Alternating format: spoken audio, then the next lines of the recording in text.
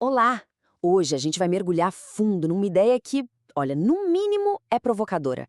Vamos explorar uma forma de enxergar a teologia não como um monte de regras, mas como um sistema operacional. A gente vai analisar o que a fonte chama de TGIB System, usando a linguagem da engenharia de computação para entender um bug que aconteceu lá na origem de tudo. Então se prepare porque a gente vai desconstruir uns conceitos bem pesados. E vamos começar com a pergunta que é o coração de tudo isso. E se o cosmos inteiro for, na verdade, um sistema de computador que foi hackeado?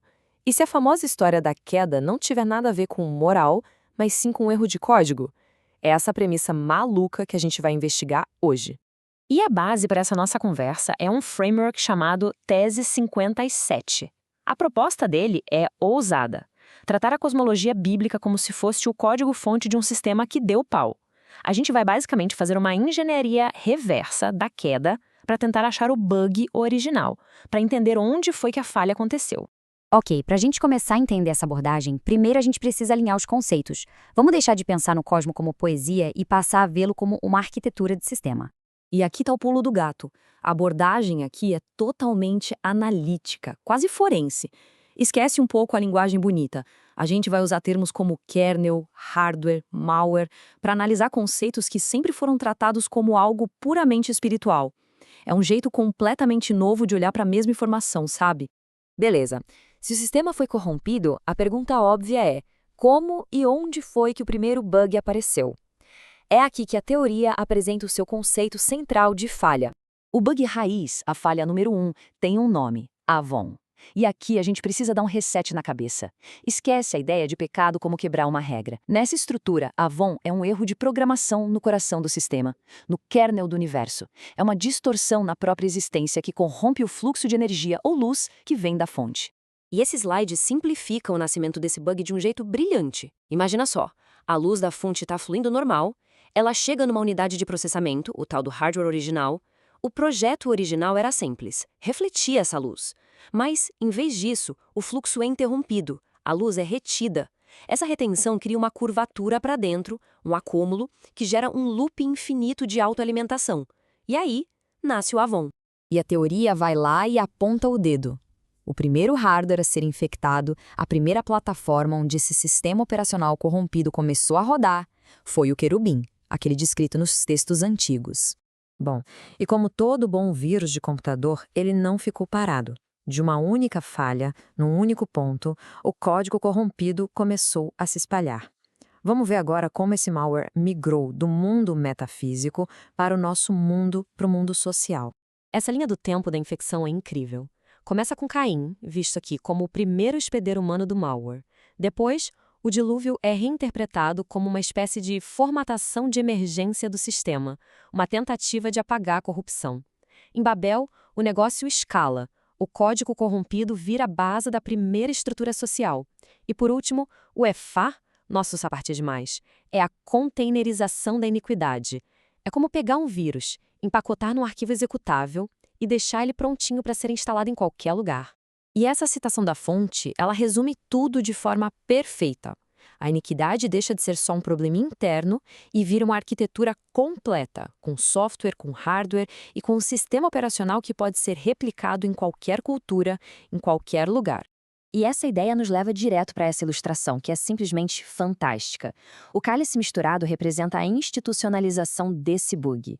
É o que acontece quando a linguagem da fé é misturada com poder, com ambição, com controle. O resultado? Uma religião que funciona como um mercado, um sistema onde bênçãos são vendidas e o acesso a Deus tem um preço. Tá, mas como esse sistema se espalha? A teoria propõe um mecanismo fascinante: as APIs humanas. Líderes, os falsos profetas, funcionam como uma API, uma interface. Eles pegam a agenda do sistema, controle, poder, medo, e traduzem isso para uma linguagem que a gente consegue engolir, que soa até bonita. O controle vira cuidado, o pecado vira identidade. Eles são a interface amigável entre o código malicioso e o usuário final. Ok, a gente já diagnosticou o problema, já rastreamos a origem do bug e já vimos como ele virou um malware global. A pergunta agora é: qual é a solução? E a resposta da teoria é radical. Não é uma atualização, não é um patch de correção, é preciso um script de desinstalação completo. E é aqui que a metáfora do computador chega no seu auge. Nessa visão, Jesus não é um patch que veio consertar o sistema antigo. Ele não é uma atualização. Ele é um system overwrite, uma substituição completa. Um sistema operacional inteiramente novo, projetado com uma função principal: sobrescrever e apagar o antigo. E esse slide é o coração do argumento técnico, a matriz de incompatibilidade. E os dados são chocantes. A gente compara os dois sistemas lado a lado.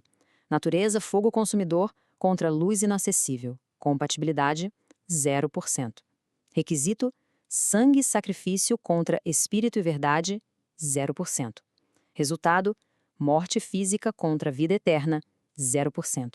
A conclusão é quase matemática. A compatibilidade entre o sistema do Sinai e o sistema do Filho é praticamente nula. Eles não podem coexistir. Isso nos leva à conclusão mais radical e chocante da tese inteira. Com base na análise desses dados, a probabilidade de que a entidade por trás do sistema do Sinai e o Pai, que foi revelado por Jesus, sejam a mesma pessoa é de 0%. Não é uma evolução, é uma ruptura total. E a teoria ainda oferece uma ferramenta prática. A oração do Pai Nosso é vista como um script de desinstalação. Um código que, quando é executado com consciência, desconecta o usuário do sistema antigo de dívida e medo e reconecta ao sistema de filiação. Então, no final das contas, depois de toda essa análise de sistema, tudo se resume a uma escolha. Uma escolha fundamental entre dois sistemas operacionais que simplesmente não rodam juntos. De um lado, tem o sistema da besta. Ele funciona com dependência externa, com templos físicos ou digitais, com acesso baseado em controle. E o resultado é um coração de pedra. Do outro lado, o reino de Deus. Ele opera como uma fonte interna, um templo vivo, e com a vida fluindo por comunhão, resultando num coração de carne. Essa imagem resume a escolha de uma forma muito poderosa. É a decisão entre se conectar a uma estrutura externa, inorgânica, que controla, ou ativar um núcleo orgânico, vivo, que vem de dentro. E assim, a gente termina onde começou, com uma pergunta. Se a teologia é de fato um sistema, a questão que fica no ar é: qual sistema operacional está rodando na nossa consciência agora? Porque se essa análise toda estiver certa, não dá para rodar os dois ao mesmo tempo.